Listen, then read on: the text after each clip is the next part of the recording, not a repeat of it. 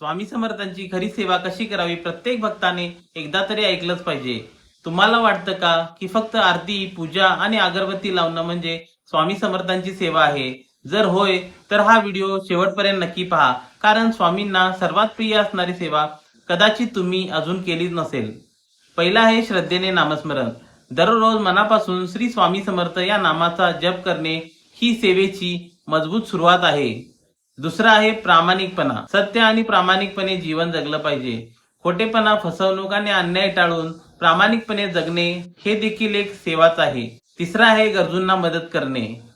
भुकेलेल्यांना अन्न, तहानलेल्यांना पाणी किंवा अडचणीत असलेल्या व्यक्तीला मदत करणे ही ईश्वर सेवेचाच एक भाग मानला जातो। चौथे आहे आई वडील आणि गुरुजनांचा सन्मान करणे।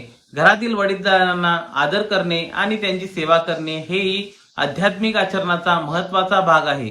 पाचवा आहे अहंकाराचा त्याग करणे। सेवा प्रसिद्धीसाठी नाही तर नम्रतेपणे आणि निस्वार्थ भावनेने करावी। सहावा आहे चांगले विचार आणि चांगले आचरण।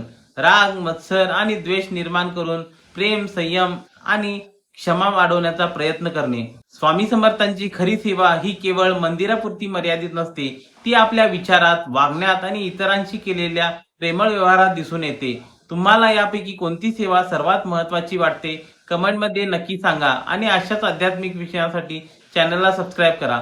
श्री स्वामी समर्थ।